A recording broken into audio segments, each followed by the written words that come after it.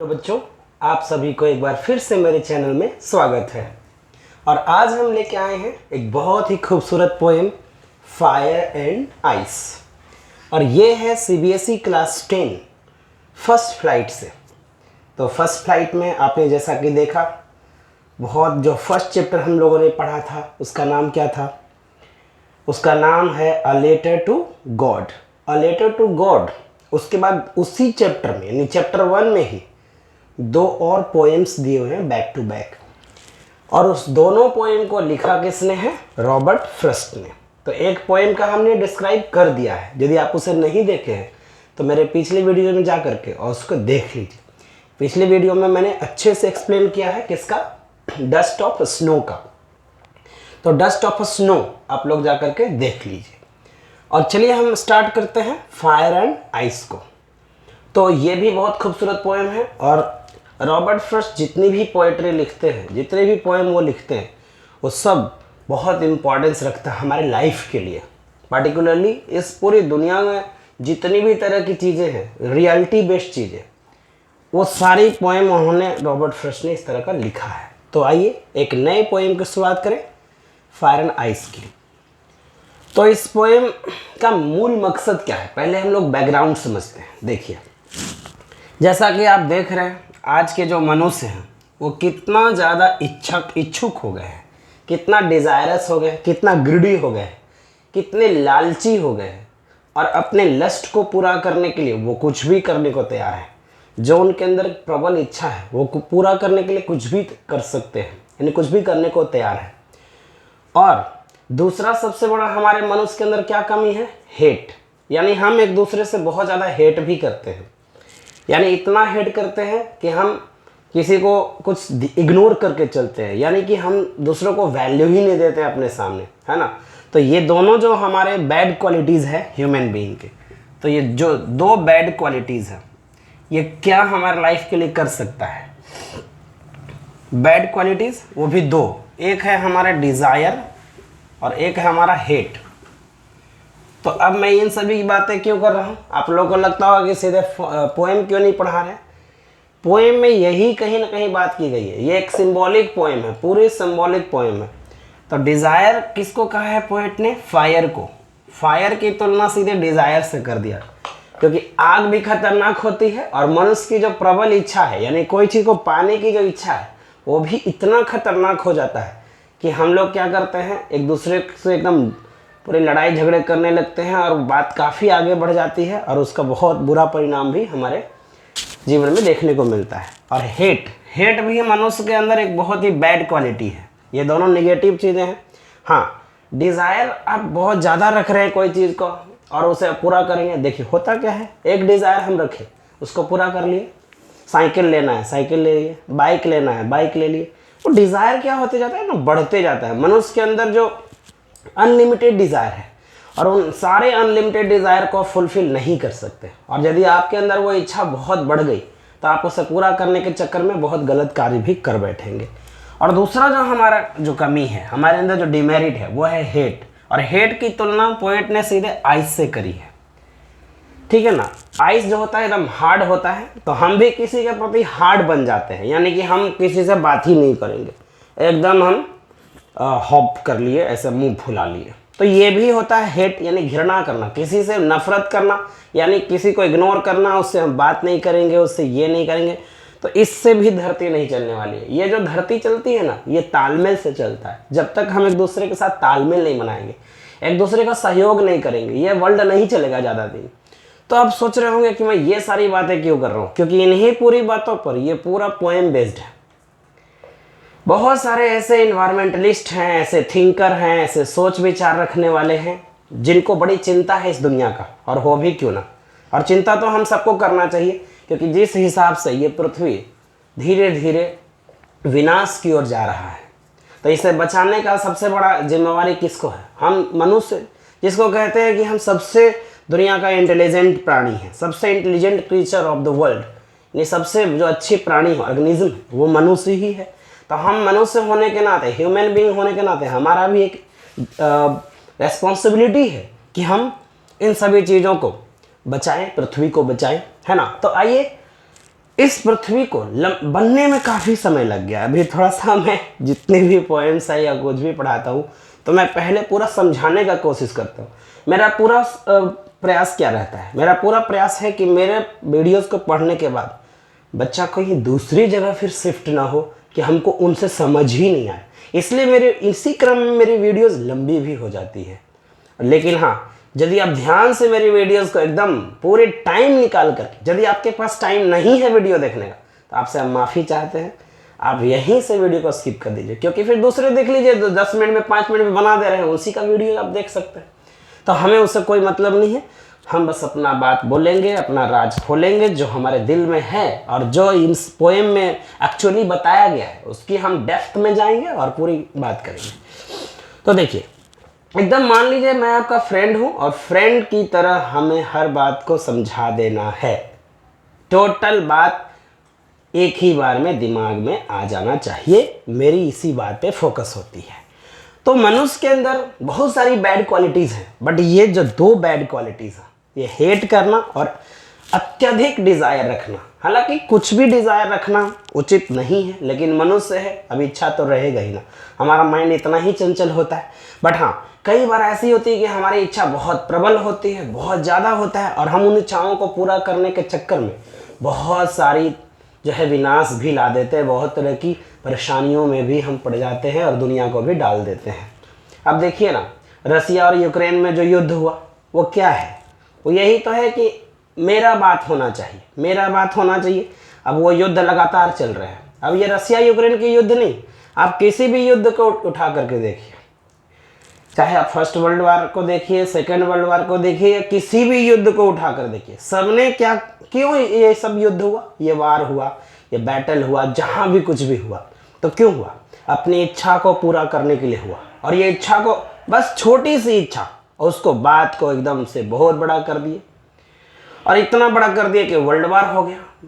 विश्व के बड़े बड़े जो देश हैं वो सब आ गए, एक गुट बना लिए, ग्रुप बना लिए, और वो ग्रुप में लड़ाई करे।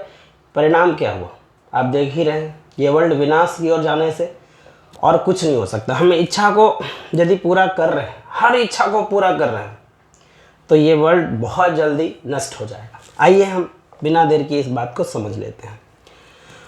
तो इसी 2 बातों पर ये आधारित है कि हमें जो आइस सीधे मतलब है हेट से, और फायर का सीधे मतलब है डिज़ायर से। यदि आप इन 2 बातों को नहीं समझ पाएंगे तो हमको लगता है पूरा आप कभी पोएम को नहीं समझ पाएंगे।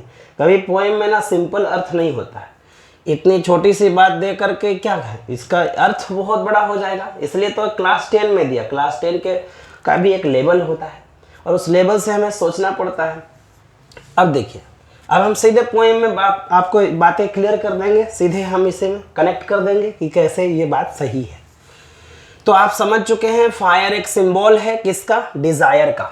फायर मतलब डिजायर, इच्छा, और आइस का मतलब हेट, आइस का मतलब हेट, इसे हम हेट्रेड भी कहते हैं, है ना, हेट्रेड। तो हेट कहिए या हेट्रेड, थोड़ा बहुत का अंतर होगा। तो हेट या हेट्रेड मतलब घृणा, है ना, घृणा से सीधे संबंध है उसका। तो आइए हम समझते हैं मेनली कि सम से, कुछ लोग कहते हैं, कुछ लोग कहते हैं, सम से कुछ लोग कहते हैं द वर्ल्ड विल एंड, कि ये संसार अंत हो जाएगा। कुछ लोग कहते हैं कि ये संसार अंत हो जाएगा इन फायर, यानी कि किसमें, आग से ये संसार नष्ट हो जाएगा। एक थोड़ी देर के लिए मैं वीडियो को रोक रहा हूँ, आप स्क्रीनशॉट कर लीजिए ये सब चीज़ों को, क्योंकि मैं मिटाने वाला हूँ। ये सब चीज़ें मैं मिटाऊंगा ताकि मैं बाकी कुछ लिख सकूँ, ठीक है। तो बच्चों, उम्मीद है कि आपने स्क्रीनशॉट किया होगा कुछ बातों का। तो हमने फिर से एक फ्रेश कर दिया है ताकि हम अच्छे से इसको बता सकें। फायर का सीधे मतलब है डिज़ायर से, फायर का सीधे मतलब डिज़ायर से है, और आइस का सीधे मतलब हेट या हेट्रेड से है ना। हेट मतलब होता है घृणा करना, और हेट्रेड का मतलब होता है घृणा, है ना। तो आइए हम देखते हैं सम से। सम मतलब कुछ लोग, कुछ विद्वान, कुछ ऐसे विद्वान हैं, कुछ ऐसे थिंकर हैं, कुछ ऐसे इन्वायरमेंटलिस्ट हैं, यानी कुछ लोग कहते हैं, यानी लोगों का ऐसा मानना है, कुछ लोग ऐसी बातों पर विचार करते हैं या ऐसी धारणा रखते हैं, ऐसा कॉन्सेप्ट रखते हैं, तो उनके मन में इस प्रकार की कुछ विचार चलती है। हर लोग के मन में विचार चलती है, और विचार रखना कोई गलत बात थोड़ी ना है। आप भी कोई सारे विचार कर सकते हैं, अपने विचार को आप कहीं रख सकते हैं। सम से कुछ लोगों का मानना है द वर्ल्ड विल एंड, कि संसार अंत हो जाएगा इन फायर, यानी आग से ये संसार नष्ट हो जाएगा। किससे नष्ट हो जाएगा? आग से, यानी फायर से। ये संसार नष्ट हो जाएगा किससे? फायर से, यानी गर्मी के बढ़ने से, यानी आग से। आग बहुत खतरनाक चीज होती है, और आग से यानी आप देख रहे हैं आज वर्ल्ड में क्या हो रहा है, कार्बन डाइऑक्साइड की मात्रा बढ़ रही है, और कार्बन डाइऑक्साइड की मात्रा बढ़ने से पृथ्वी पर गर्मी भी बहुत बढ़ रही है। और पृथ्वी पर गर्मी बढ़ने से क्या होगा, ये धरती का टेम्परेचर इतना बढ़ जाएगा कि यहाँ पे जीना मुश्किल हो जाएगा, है ना। बहुत सारे ग्लेशियर पिघल जाएंगे, आपका जो है पूरा समुद्र का लेवल बढ़ जाएगा, आसपास के इलाकों में पूरे पानी भर जाएंगे।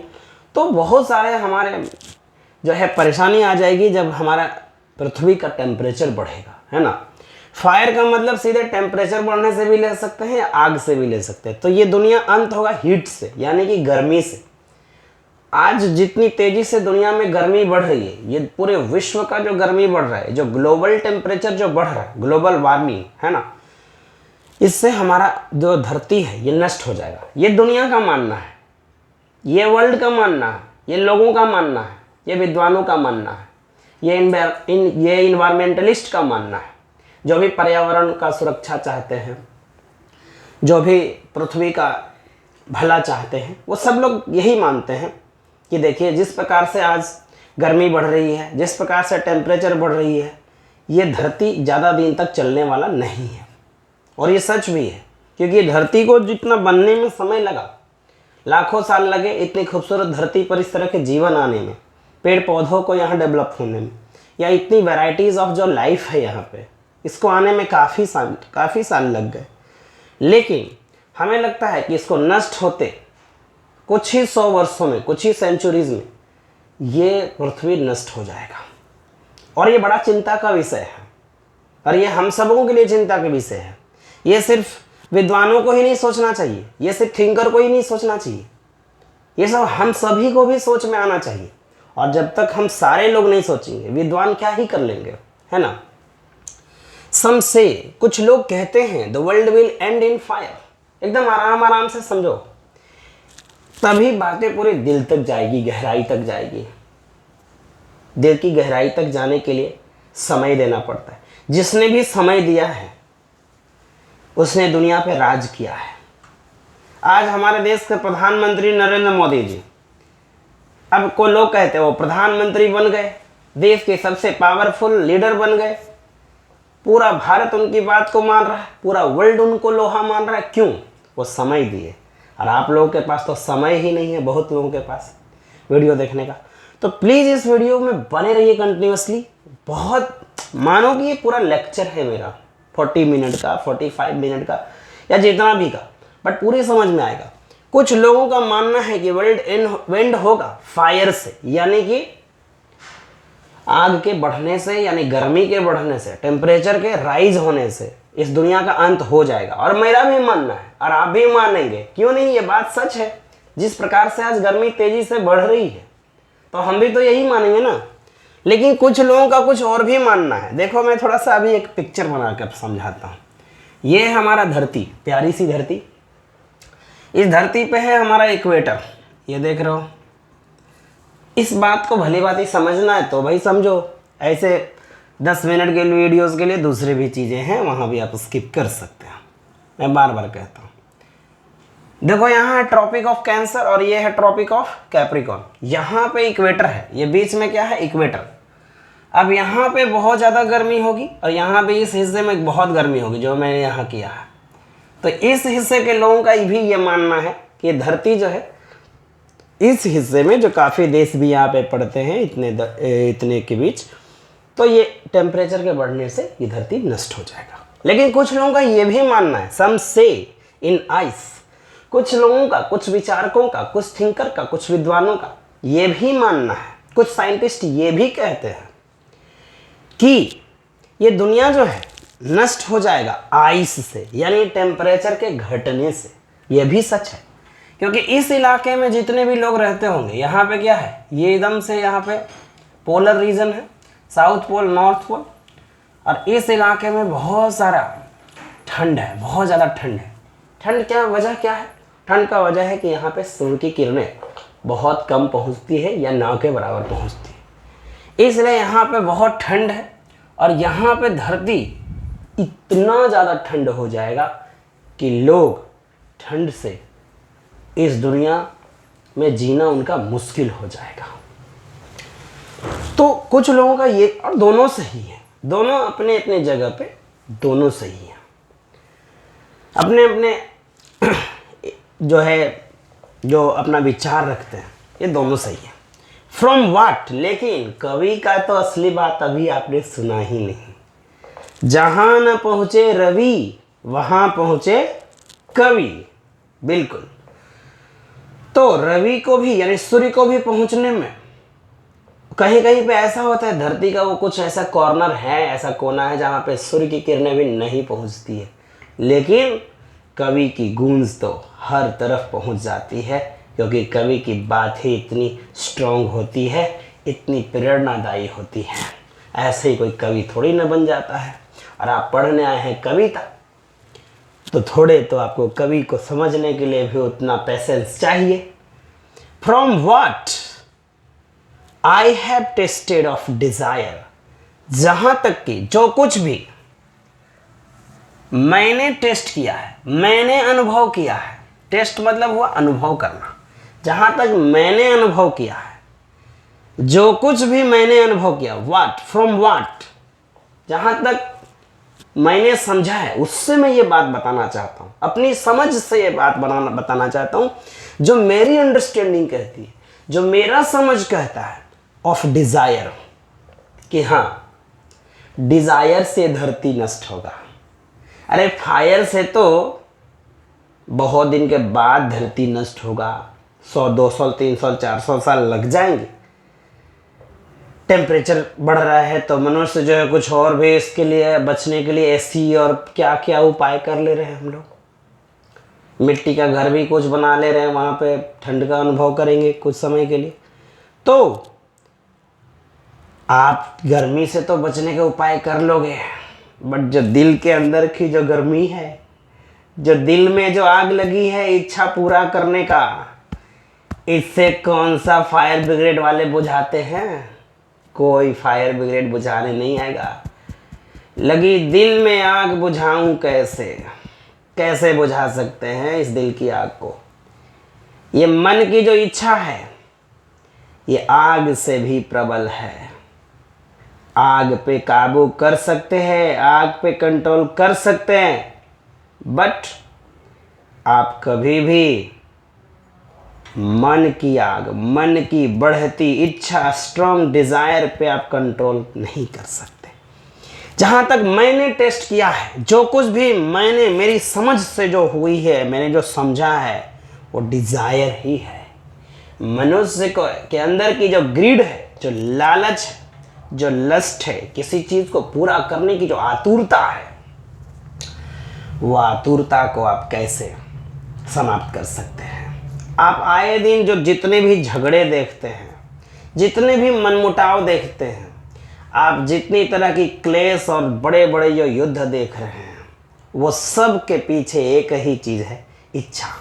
और आपको मैं एक बात बता दूं, भगवान बुद्ध ने भी कहा था, और बहुत ये पॉइंट टू बी नोटेड है, नोट कर लेना इस पॉइंट को, सारे दुखों का जड़ है इच्छा। सारे दुखों का जड़ इच्छा है। देखो, जितने भी हम मनुष्य इच्छा रखेंगे, तो कई बार ऐसी होती है कि इच्छा हमारी पूरी हो जाती है, और कई बार हमारी इच्छा पूरी नहीं होती है, तो हमें दुख होगा। और जब हमें दुख होगा तो मनुष्य का ईगो हर्ट होगा, और उस इच्छा को पूरा करने के क्रम में हम अपने पूरी जोर लगाएंगे, और झगड़े बढ़ेंगे, क्लेश बढ़ेंगे, आसपास में विनाश बढ़ेगा, और इससे ज़्यादा कुछ नहीं हो सकता। इसलिए कवि ने बहुत बखूबी कहा है कि जहां तक मुझे लगता है कि ये इच्छा से ये धरती नष्ट हो जाएगा, जो इच्छा को पूरा करने के क्रम में जो हम लड़ाई लड़ेंगे, वो लड़ाई वर्ल्ड वार में भी बदल सकता है, वो बड़े लेवल में भी बदल सकता है। और ये जितने भी बॉम्ब बना के सरकारों ने रखा है, शायद उसका भी इस्तेमाल कर दें, शायद बुद्धि भर नष्ट हो जाए। मैं तो माफ़ी चाहता हूँ ऐसे लोगों से, कृपया ऐसे कदम ना उठाएं। बट इस तरह की बढ़ती इच्छा से हम एक दूसरे पर बम चलाएंगे, गोली चलाएंगे, क्या होगा? ये दुनिया नष्ट ही तो होगा। सो कवि ने बड़ा चिंता जाहिर किया है कि नेचुरल तरीके से जो टेम्परेचर बढ़ेगा या जिस तरीके से भी टेम्परेचर बढ़ेगा वो तो एक समय लेगा, नष्ट करने में उसमें टाइम लेगा। बट ये जो डिज़ायर है ना, अंदर की जो आग है, इच्छा है उसको पूर्ण करने की, ये टाइम नहीं खोजता। ये तो दिन दूना रात चौगुना बढ़ करके और विनाश की ओर हमें ले जाता है। मनुष्य में एक बहुत बड़ी डिमेरिट है कि जब तक उसकी इच्छा पूरी नहीं होती उसको नींद नहीं आने देता। और कई बार हम गलत इच्छा रखते हैं और इस पृथ्वी को विनाश की ओर ले जाने में सक्षम हो पाते हैं, और बहुत लोग इस तरह से करते भी हैं। हालांकि ये बात पढ़े लिखे इंसान जो बहुत होशियार है वो इस तरह की बातें नहीं सोचेंगे, पर डिज़ायर से कवि ने अनुभव किया है कि डिज़ायर से ही इस पृथ्वी का नष्ट होगा। आई होल्ड, मैं उनके साथ हूँ। होल्ड होना मतलब उनके पक्ष में होना। विद दोज, मैं उन सब के साथ हूँ हु फेवर फायर, जो फायर के फेवर में है। यानी जो कहते हैं ना, जो विद्वान, जो थिंकर, जो विचारक, कि फायर से ही ये दुनिया नष्ट होगा, तो मैं उनके साथ हूँ। क्योंकि फायर जो है ना, उसको सीधे बोला है कवि ने डिज़ायर। तो डिज़ायर भी फायर से कम नहीं है। तो मैंने लिख दिया फायर इक्वल टू डिज़ायर, यानी फायर किसके इक्वल है? डिज़ायर के। इसलिए मैं उनके फेवर, मैं साथ हूँ। आई होल्ड विथ दोज, मैं उनके पक्ष में हूँ, उन सबके जो फेवर करते हैं, जो पक्ष में है फायर के। क्योंकि फायर से पोएट का क्या मीन्स है, पोएट का क्या उसका तात्पर्य है? पोएट का तात्पर्य है डिज़ायर।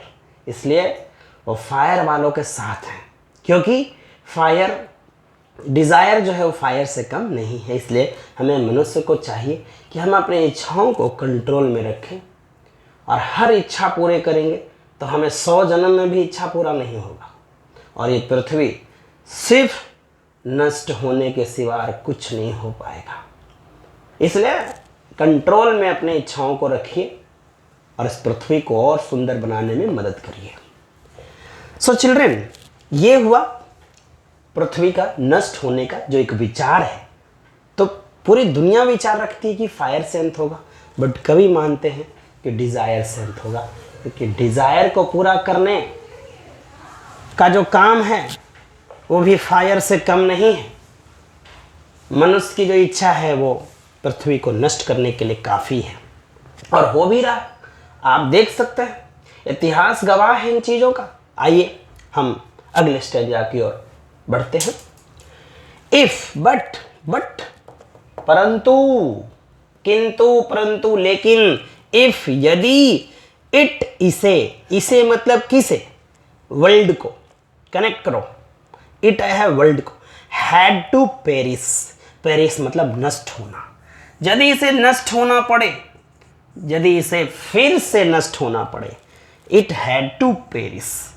काश यदि पृथ्वी गलती से फिर दोबारा बन जाए। मान लो भगवान ने फिर से पृथ्वी का रचना कर दिया, एक बार तो अंत हो ही जाएगा फायर से, और जल्दी होगा। और ये विचार जो है इसमें कोई दो राय नहीं है। और मैं आप सबसे कहना चाहता हूं कि प्लीज आपसे हाथ जोड़कर विनती करता हूं कि अपनी इच्छाओं पे थोड़ा सा काबू रखें, तो हम इस धरती को सरलता से काफ़ी समय तक चला पाने में सक्षम हो पाएंगे। बट यदि कवि का एक और विचार है, कवि का एक दूसरा पक्ष भी है जो काफ़ी इम्पॉर्टेंट है। चूँकि एक बार तो आग ने इस पूरे सृष्टि को नष्ट कर ही दिया और कर ही देगा, लेकिन खुदा न खास्ते, खुदा के वास्ते, यदि दूसरी बार भी पृथ्वी को नष्ट होना पड़ गया,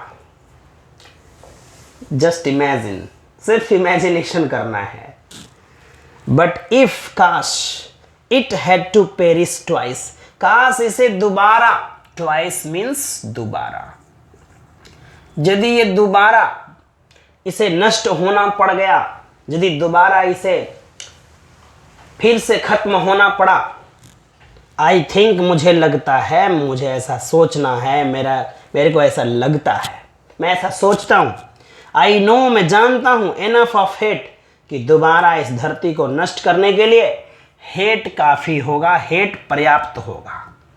एक एक बात को समझिए, एक एक लाइन नहीं, एक एक शब्द मैं बता रहा हूँ। यदि, लेकिन यदि काश दोबारा इसे नष्ट होना पड़े, आई थिंक, मेरा ऐसा मानना है, आई नो, मैं जानता हूँ, एनफ ऑफ हेट, कि जो घृणा है, मनुष्य के अंदर जो घृणा है, नफरत है, दूसरों को नापसंद करना, दूसरों के साथ जो है घृणा करना, दूसरों के साथ नीचा दिखाना, दूसरों से हम नहीं बात करेंगे, मन मुटाव रखेंगे, तो इस तरह की जो बात है ये एनफ होगा, ये पर्याप्त होगा दोबारा धरती को नष्ट करने के लिए। यानी मनुष्य का जो डिजायर है वो तो धरती को नष्ट करेगा, लेकिन लोग कहते हैं ना, दूध का जो जला होता है वो मट्ठा भी फूंक कर पीता है। मट्ठा तो ठंडा होता है, बट दूध उजला, मट्ठा भी उजला। अब दोनों की कलर सेम है, बट लोग एक दूध पिया, जल गया, जीभ ही जल गया। अब मान लो तो कि वही आदमी को एक और उजला चीज यानी मट्ठा पीने को दे तो भी फूंक फूंक कर पिएगा। इसका मतलब क्या हुआ कि एक बार जब हम डिजायर रखे और इस पृथ्वी को हम नष्ट कर दिए, तो कुछ लोग थोड़े बहुत जो बचे होंगे, यदि वो कहानी को फिर से दोहराएंगे तो कहेंगे नहीं नहीं, डिजायर रखना बहुत बड़ा पाप है, ये सिर्फ धरती को नाश ही करेगा, अब तो हम किसी से मतलब ही नहीं रखें। हम मतलब रखेंगे तो इच्छा होगी, अब हम मतलब ही नहीं रखेंगे, यानी हम हॉप कर लेंगे। माँ अपने बच्चे से बात नहीं करे, टीचर अपने स्टूडेंट से बात नहीं करे, कुम्हार कहे कि मैं घड़ा नहीं बनाऊंगा, मैं तुम्हें नहीं दूंगा, नाई बोले मैं बाल नहीं काटूंगा। भाई जो जितने भी लोग हैं वो सब मनुष्य एक दूसरे से नफरत करने लगे, दूरियां बनाने, तो भी तो धरती नष्ट होगा। ये धरती तो सहयोग से चलता है, कोऑपरेशन से चलता है। बट मनुष्य ने कहा कि मैं तो अब कोई इच्छा ही नहीं रखूंगा, मैं किसी से बात ही नहीं करूंगा, तो मुझे लगता है हेट भी दोबारा नष्ट करने के लिए काफी होगा। टू से, एनफ ऑफ हेट टू से, अब हेट को भी आप कह सकते हो दैट की फॉर डिस्ट्रक्शन आइस, वो आइस से डिस्ट्रक्शन के बराबर है। डिस्ट्रक्शन मतलब होता है विनाश, मतलब हेट की सीधी तुलना कवि ने आइस से करा है। किससे करा है? आइस से। अब आप ध्यान दीजिए, मुझे लगता है तो कह सकते हो कि हेट जो है ना फॉर डिस्ट्रक्शन आइस है, यानी आइस से जो विनाश होगा उसी को कवि ने हेट से विनाश होना बोला। आइस भी क्या होता है? हार्ड होता है, सख्त होता है। आइस भी बहुत ज़्यादा हार्ड होता है, हार्डनेस होती है, और हेट भी हम करते हैं क्या होता है? हार्ड हो जाते हैं। अब एक दूसरे से हम बात नहीं करेंगे, चाहे वो मर रहा हो, जी रहा हो, कुछ भी हो रहा, कुछ भी हो जाए, हम उससे बात ही ना करेंगे। आप इतने भी इग्नोर कैसे कर सकते हैं मनुष्य होकर के किसी को? इतने तो पशु पक्षी भी इग्नोर नहीं करते किसी को, वो भी आपस में प्रेम से रहते हैं। बट यदि आप ऐसा हेट अपने अंदर रखते हैं तो मुझे लगता है कि इस पृथ्वी को आप दोबारा नष्ट कर देंगे, और आप करेंगे ही, और नष्ट हो भी रहा है इन दोनों बैड क्वालिटीज से, आप देख भी रहे हैं। तो कह सकते हैं कि जो डिस्ट्रक्शन आइस है, यानी आइस से, यानी टेम्परेचर के घटने से जो पृथ्वी नष्ट होगा, वो कहीं ना कहीं उससे भी पहले, आइस से तो बाद में, टेम्परेचर तो धीरे धीरे मान लो घटेगा 100, 200, 400, 1000 सालों में। बट हेट से मनुष्य का जीवन नहीं चल पाएगा, और मुझे लगता है हेट से भी फिर दोबारा पृथ्वी जो फिर से क्रिएशन हुई थी वो फिर से नष्ट हो जाएगा।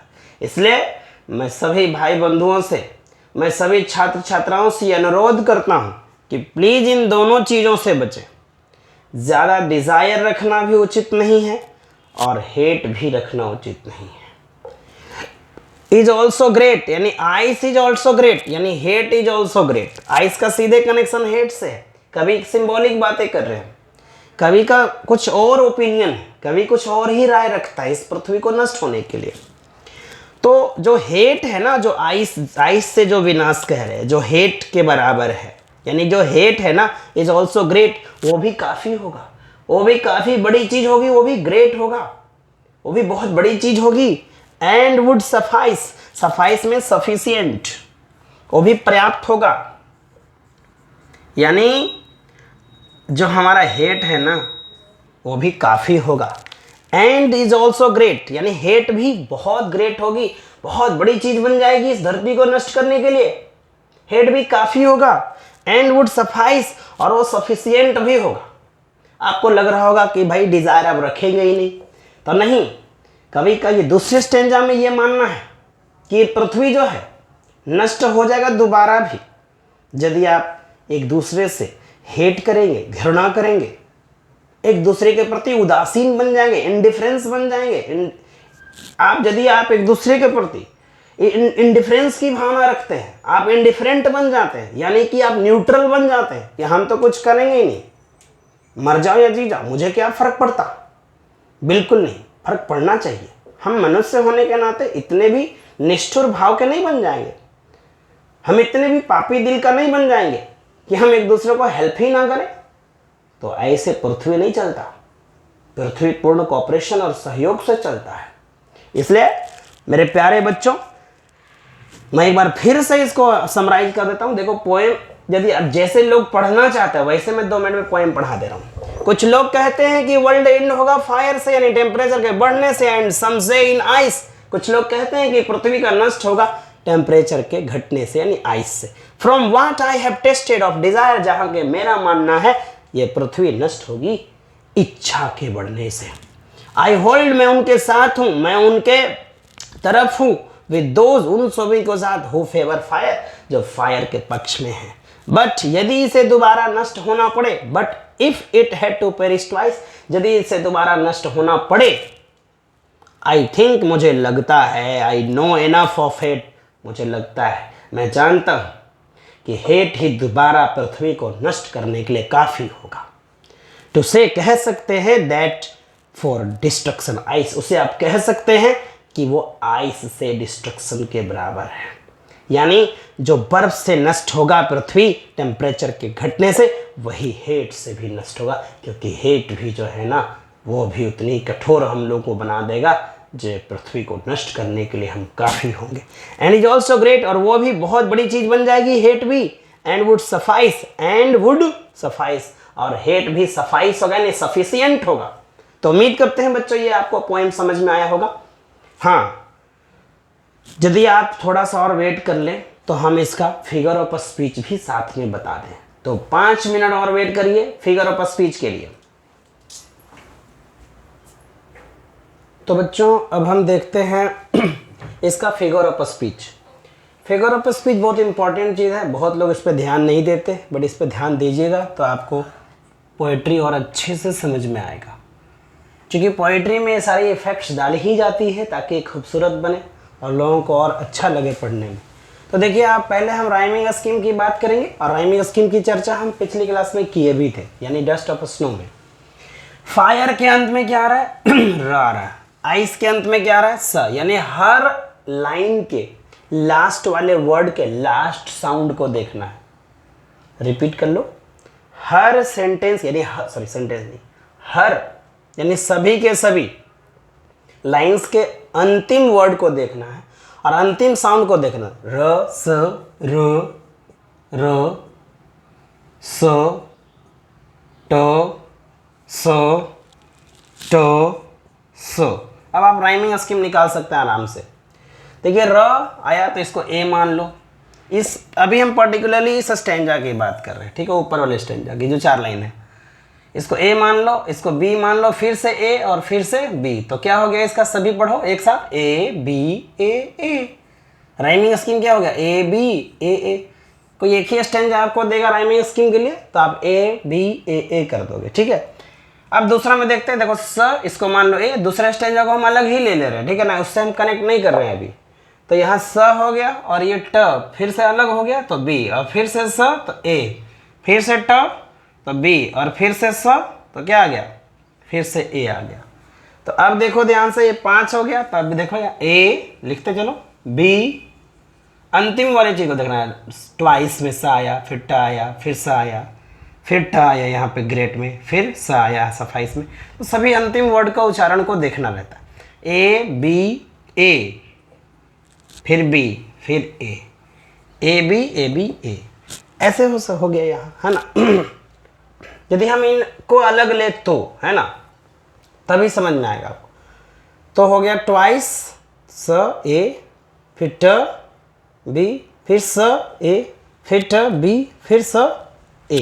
तो ये हो गया राइमिंग स्कीम। तो हो गया ए बी ए, और इसका अलग यदि देखें तो हो गया ए बी ए, क्या हो गया, ए बी ए, है ना। तो ये हो गया राइमिंग स्कीम। अब हम जल्दी से सब कुछ ले लेते हैं। सिंबोलिज्म देखिए आप ध्यान से, अब हमको आपको शुरू में बताए थे फायर किसका सिंबल है, फायर किसका सिंबल है, डिजायर का।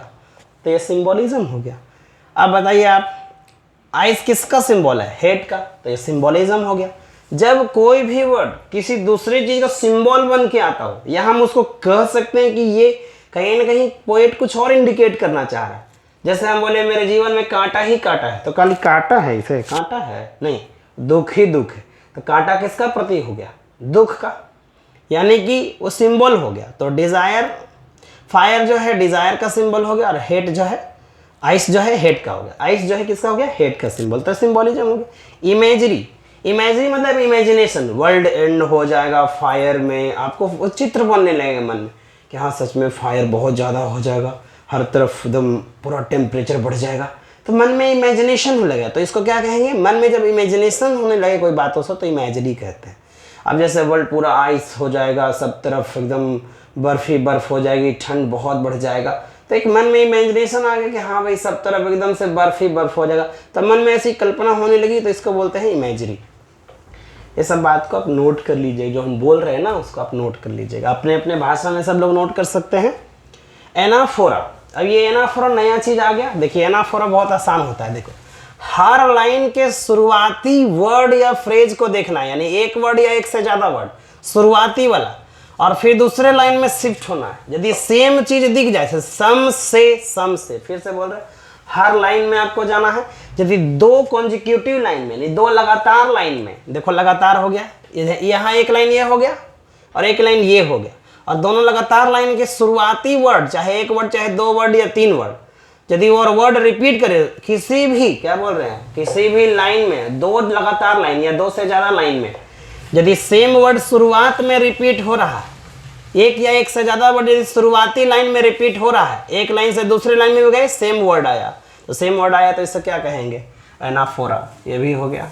एलिट्रेशन, एलिट्रेशन पहले भी बताए थे, यानी कि सेम, कभी भी क्या करना है, देखो ध्यान से, सम में क्या आया, स आया, और से में क्या आया, स आया, यानी किसी भी वर्ड का एक लाइन में देखना है वर्ड, और यदि वर्ड का शुरुआती साउंड रिपीट कर गया, क्या करेगा, शुरुआती साउंड रिपीट कर जाएगा, तो उसे क्या कहेंगे हम, उसे कहेंगे एलिट्रेशन। आप और आगे भी देख सकते हैं। फेवर में क्या आया, फ आया, और फायर में क्या आया, फ आया, ये फा का क्या हो गया, एलिट्रेशन हो गया। तो जहां भी किसी भी एक लाइन में शुरुआती वर्ड का साउंड जो है, हर वर्ड का शुरुआती वर्ड नहीं, मतलब किसी भी वर्ड का सेम साउंड, जैसे फेवर में आया तो फ आ गया, फिर इसी में हम आगे लगातार नहीं, कहीं भी हो सकता है वो, है ना, तो फिर से फ आ गया, तो ये क्या कहलाएगा, शुरुआती वाला वर्ड का साउंड, शुरुआती वाले वर्ड का साउंड एक लाइन में ले, पहले सबसे पहले एक लाइन में चले, किसी भी लाइन में आप चल सकते हैं। हाँ, इसमें भी स आया तो एलिट्रेशन, सम में आया स, फिर स, एक लाइन में चलने के बाद यदि किसी भी वर्ड को हम लेते हैं, यानी एक से ज्यादा वर्ड को, और उसका शुरुआती साउंड यदि रिपीट कर जा रहा है, तो उसको कहेंगे एलिट्रेशन। क्लियर। एक आते हैं पर्सोनिफिकेशन, ये एलिट्रेशन हो गया, शुरुआती साउंड रिपीट कर रहा है, फेवर में भी फ आया और फायर में भी फ आया।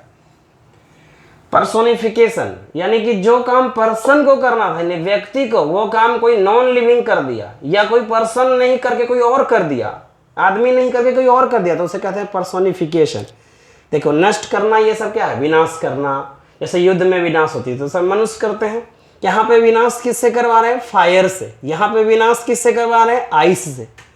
तो आइस और फायर डिस्ट्रॉय कर रहा है, इस धरती को नष्ट कर रहा है। जो कि नष्ट करना किसको है, नष्ट करना है मनुष्य को। मनुष्य यदि नष्ट करता है तो कोई बात नहीं, लेकिन आइस और हम फायर से यदि इस धरती को नष्ट करवा रहे हैं। इस पोएम में क्या बोला गया कि फायर इस धरती ये वर्ल्ड को नष्ट करेगा।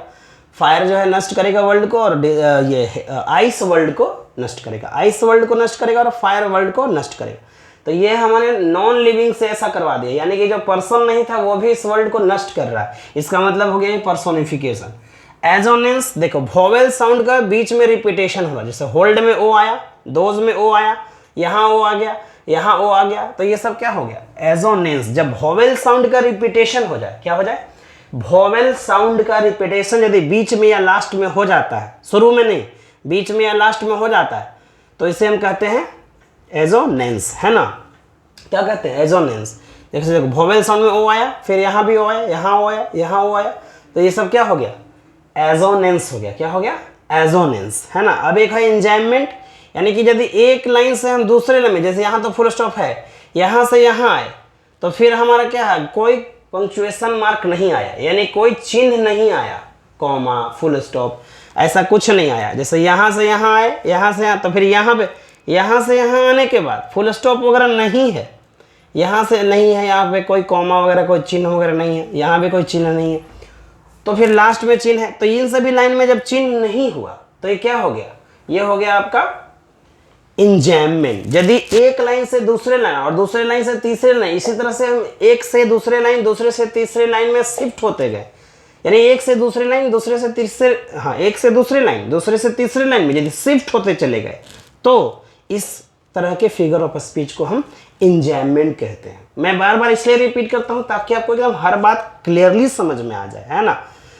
तो यदि एक लाइन से दूसरे लाइन और दूसरे लाइन से तीसरे लाइन और अगले लाइन में शिफ्ट होते चले जाओ, कहीं पे कॉमा फुल स्टॉप या कोई तरह का भी पंक्चुएशन मार्क नहीं आता है तो उसे कहते हैं इंजैममेंट, है ना। उम्मीद करते हैं ये वीडियो आपको बहुत पसंद आई होगी, तो लाइक सब्सक्राइब शेयर जरूर कर दीजिए। तब तक के लिए मिलते हैं हम अगले वीडियो में। Thank you.